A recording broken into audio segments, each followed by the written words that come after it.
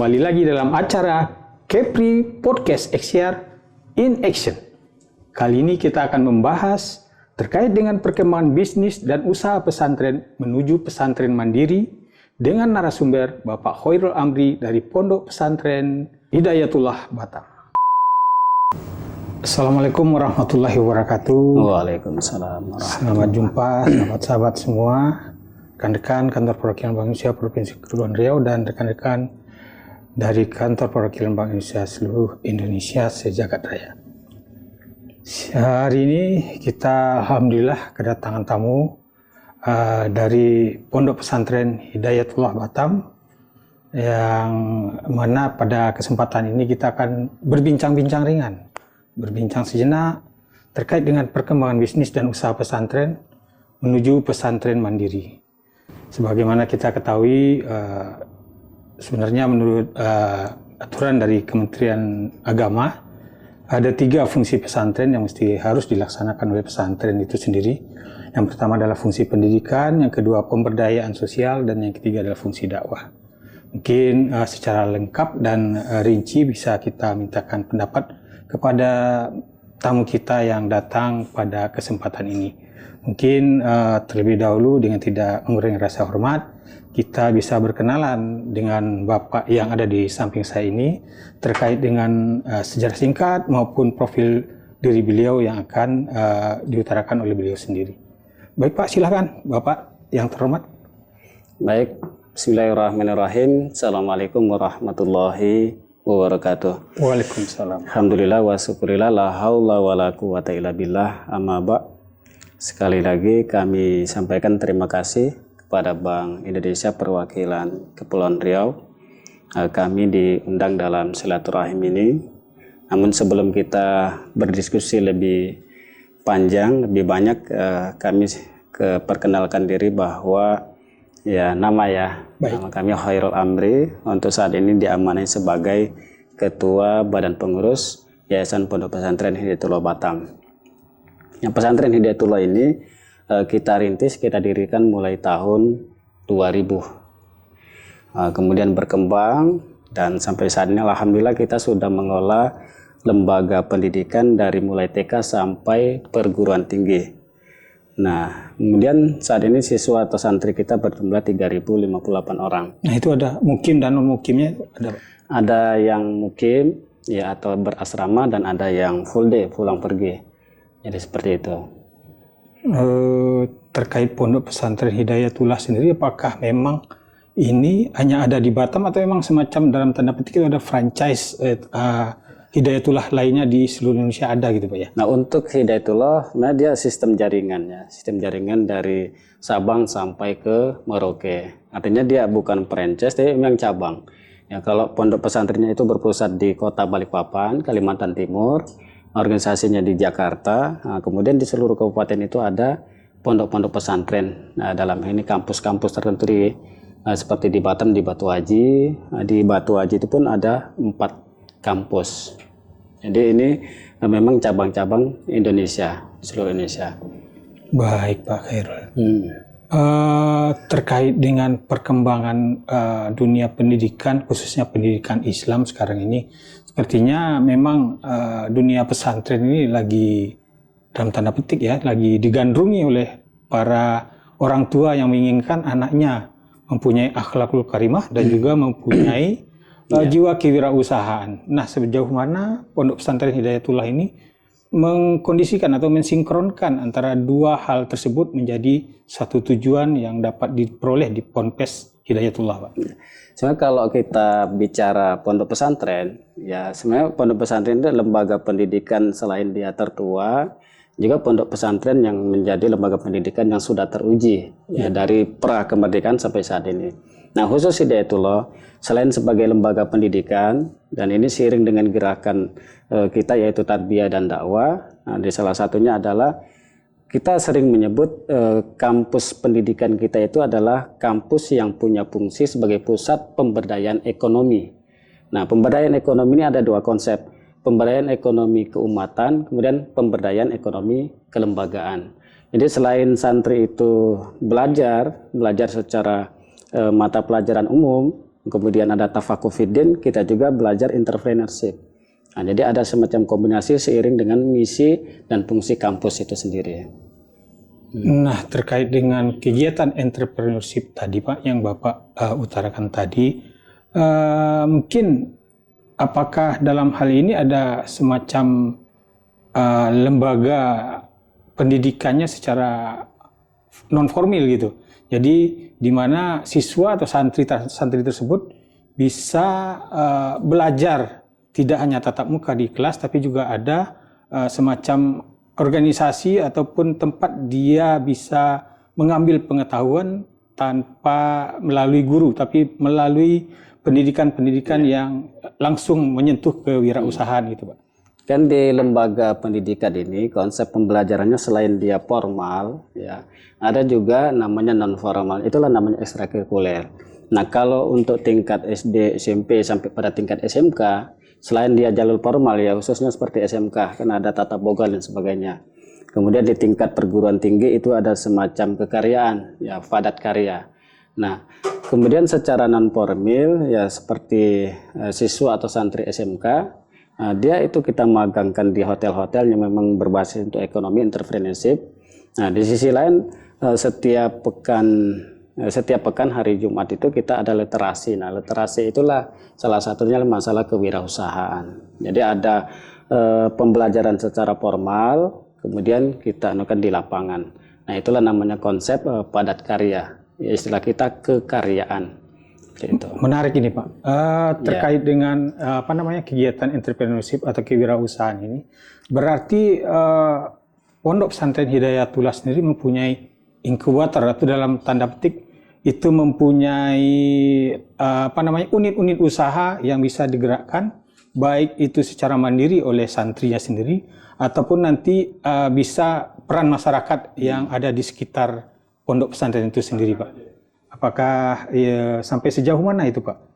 Pondok Pesantren Hidayatullah memulai unit bisnis itu sampai hingga saat ini Pak? Baik, karena konsep kita salah satunya itu yang non formal tadi kekaryaan, ya konsep padat karya, maka sebagai tempat prakteknya santri atau santri itu kita membuat unit-unit usaha. Alhamdulillah sampai sekarang ini kita sudah memiliki 7 unit usaha. Yaitu minimarket Sinarmat, kemudian konveksi Hidayatullah, laundry Hidayatullah, isi air minum Kikua Hidayatullah, kemudian kafe santri dan catering. Nah, jadi unit-unit inilah yang akan menjadi tempat praktek dan peragaan jiwa kewirausahaan bagi santri maupun mahasantri tersebut. Baik Pak Hamri, kita mungkin bisa bedah lagi secara lebih dalam ini terkait dengan data yang kami miliki terkait organisasi dan unit usaha Pondok Pesantren Hidayatullah sendiri. Sampai saat ini sudah mempunyai 9 unit usaha Pak ya. Dan di dalamnya mungkin ada usaha catering, ada cake, laundry dan kafe santri juga. Betul. Juga ada Sinarmat, stationery dan ticketing payment juga ya Pak. Betul. Waduh, ini sudah dalam hal ini terlihat bahwasanya Pondok Pesantren Hidayatullah ini telah menyentuh sendi-sendi perekonomian.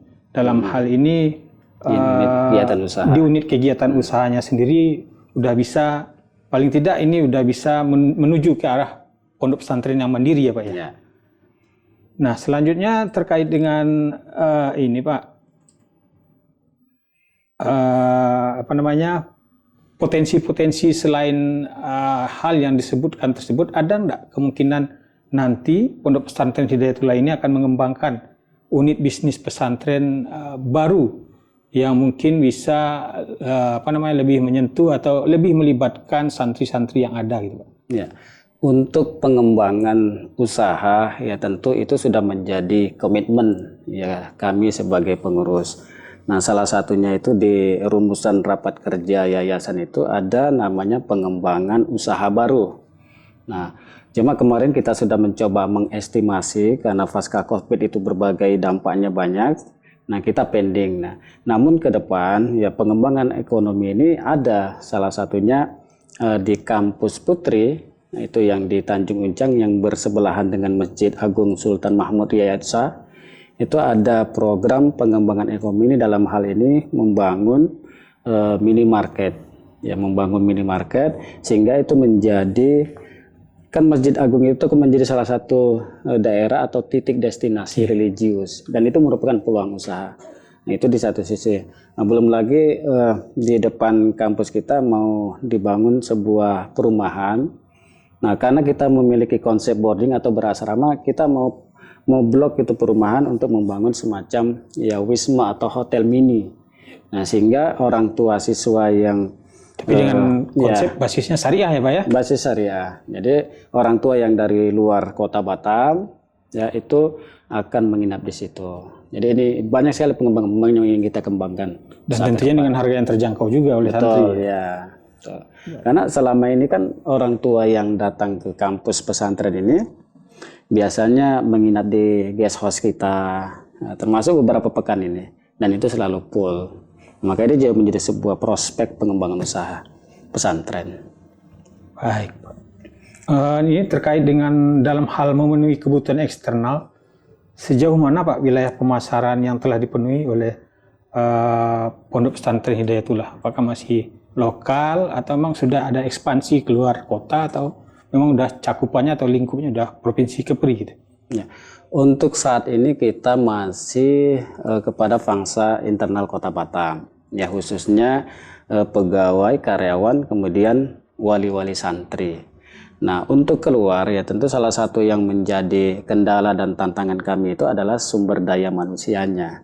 Ya, sehingga ya kan kita ada konsep delivery. Nah, itu pun menjadi catatan tersendiri bahwa ini perlu SDM yang memang menangani itu secara khusus. Jadi untuk pemasaran dan ekspansinya masih internal Batam. Ya. Tapi tidak menutup kemungkinan Pak ya akan ekspansi keluar jika ada peluang-peluang yang memungkinkan kan Pak ya? Insya Allah. Karena kan Hidayatullah ini kan khusus Kepri saja. Ini ada jaringannya. Misalnya di Tanjung Pinang, di Bintang, Anambas, Natuna, kemudian Karimun. Jadi dengan sistem jaringan itu untuk pengembangan ekonomi kewirausahaan dengan sistem jaringan itu memungkinkan. Nah, berarti dalam hal ini bisa dibilang wilayah Provinsi Kepulauan Riau yang berupa kepulauan itu merupakan suatu hambatan, tantangan, atau peluang itu Pak? Kalau kita bicara pondok pesantren, bicara lembaga pendidikan, kemudian sesuai dengan mainstream gerakan kami, tarbiyah dan dakwah, itu merupakan tantangan sekaligus peluang. Artinya dakwah itu ya memang harus disiarkan. Nah, inilah yang menjadi semacam motivasi kita, ya bagaimana ke depan ini walaupun kepulauan itu menjadi sebuah motivasi, selain dia tantangan juga peluang terhadap pengembangan ekonomi. Hidayatullah. Baik Pak. Terkait dengan bicara tantangan, peluang, dan tadi kita bicara hambatan juga, tentu dalam hal ini pondok pesantren itu tidak bisa terlepas sendiri dari induknya. Dalam hal ini mungkin bisa kita bilang adalah Kementerian Agama Pak ya? Iya. Jadi dalam hal ini selain dari Kementerian Agama, ada beberapa instansi mana saja Pak yang kira-kira berperan mendukung pesantren Hidayatullah dalam mengembangkan unit bisnis ataupun mungkin dalam hal pendidikannya juga? Kalau kita berbicara kemitraan, selain Kementerian Agama sebagai ya departemen atau dinas yang menaungi pondok pesantren ini, ya kita juga sering bekerja sama dengan ya pihak-pihak swasta. Ya misalnya dalam ini termasuk BI sendiri, kemudian dinas UKM koperasi, kemudian ada juga kemarin kita bekerja sama dengan kementerian ya khususnya untuk para mahasiswa ada semacam pelatihan kewirausahaan, dan itu setiap peserta kita membawa proposal, yang membawa proposal wirausaha. Nah, nanti dari proposal itu ada yang diseleksi kemudian sampai ke Jakarta, dan ini salah satu komitmen pengembangan wirausaha bagi Kemenak dengan pesantren. Nah, kemudian terakhir kita juga mencoba bekerja sama dengan Pertamina dalam hal ini CSR-nya. Nah, itu juga dalam rangka pengembangan ekonomi pesantren. Nah, terakhir kita menjajaki dengan BSI Ya, sebagai lembaga pembiayaan konsep syariah, Pak ya? Ya betul, BSI ya dalam hal ini semacam SBBU mini, Pertamini. Oh, sudah ada, Pak? Nah, Pertamini itu masih dalam penjajakan proposal dan sebagainya. Artinya ke depan ya peran pihak-pihak swasta selain itu dari pemerintah sendiri itu sangat besar sekali untuk bekerja dalam bidang keekonomian ini. Tuh.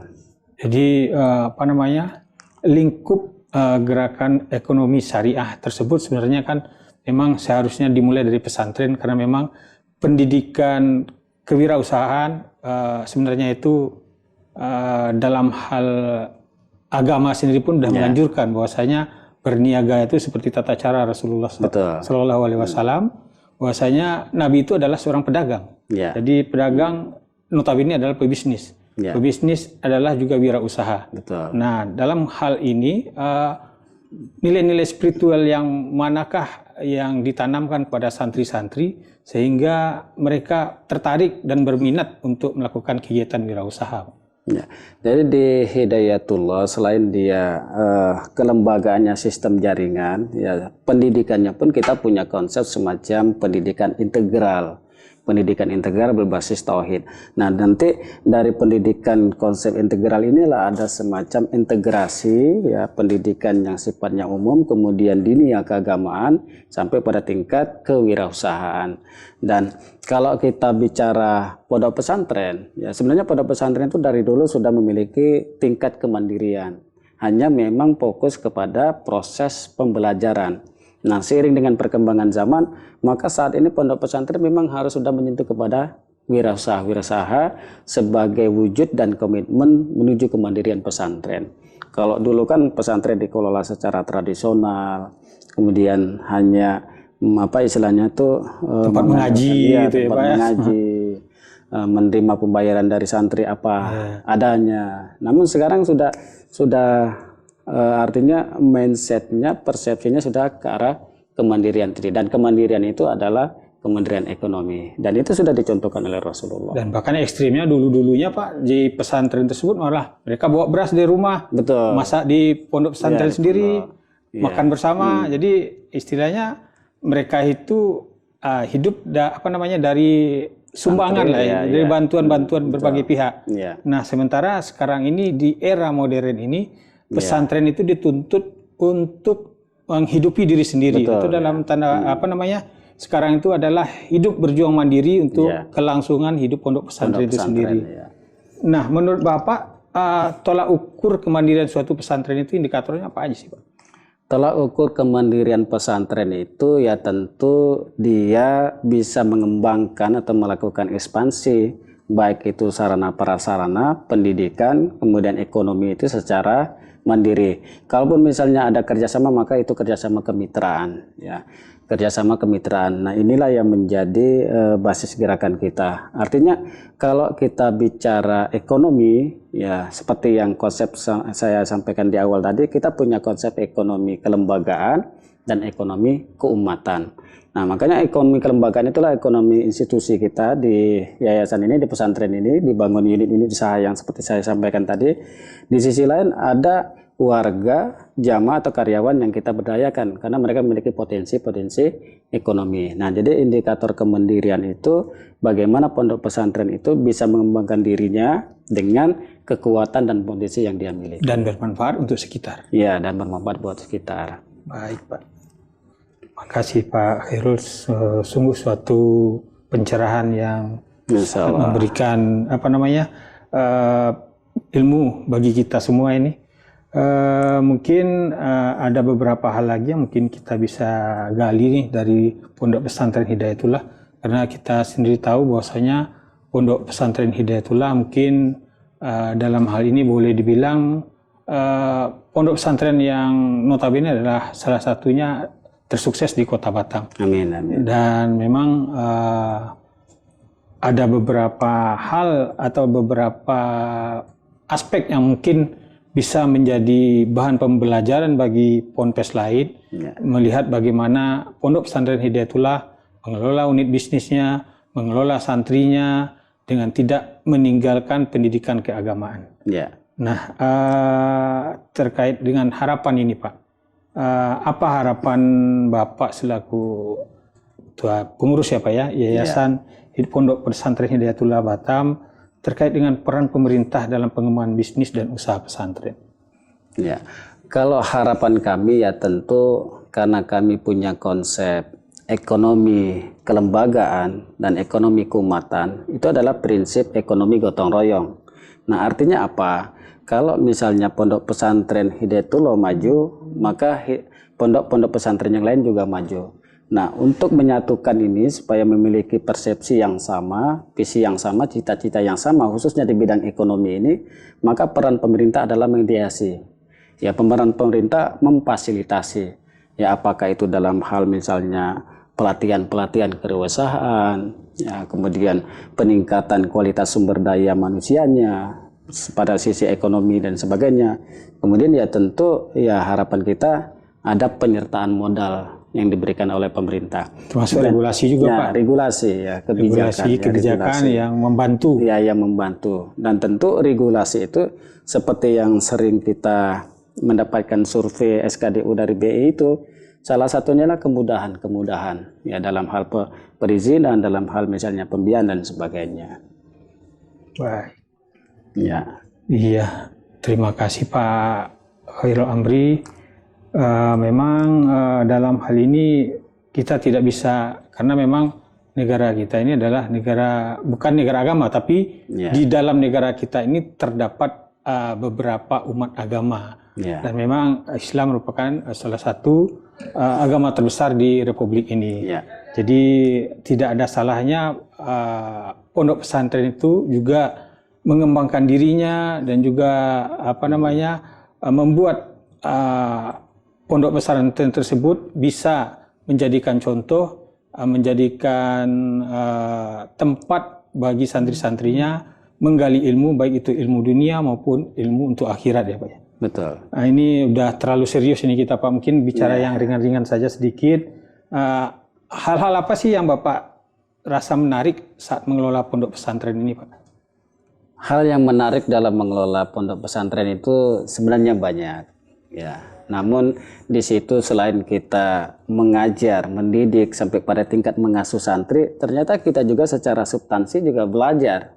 Belajar untuk apa? Belajar untuk sabar, menjadi seorang ayah, kumpulan dari anak-anak yang dititipkan kepada pondok pesantren.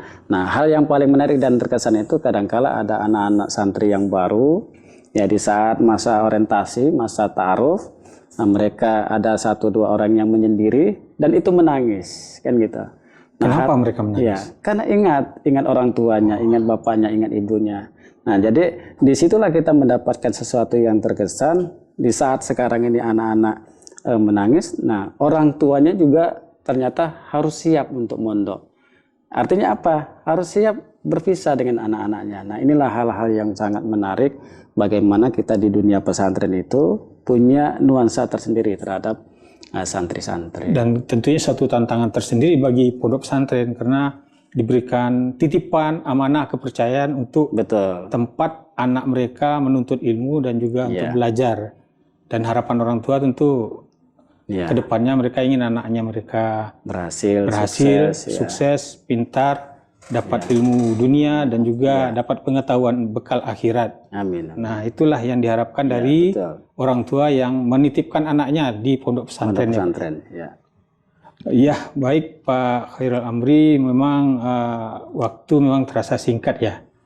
Karena kita untuk berbicara terkait pondok pesantren ini sepertinya butuh waktu yang lama, juga butuh, kalau di kampus itu butuh berapa SKS itu Pak untuk menjabarkan ekonomi Islam, ekonomi pesantren, kemandirian pesantren.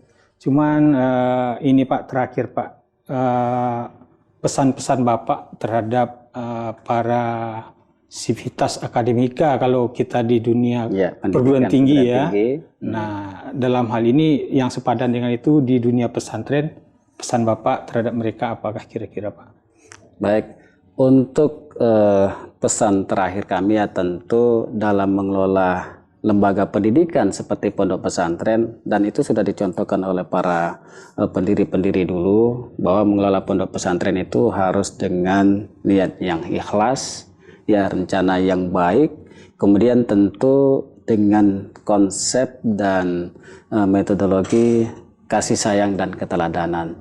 Nah, itu penting karena kembali kepada apa yang disampaikan oleh Ki Hajar sebagai Bapak Pendidikan kita, ing ngangso sing tulodo ing madya mangun karso tuturi handayani. Artinya kelolalah lembaga pendidikan khususnya pesantren ini dengan kasih sayang dan keteladanan. Dan kita berharap ini menjadi wasilah kita mendapatkan keridhaan dari Allah Subhanahu wa taala.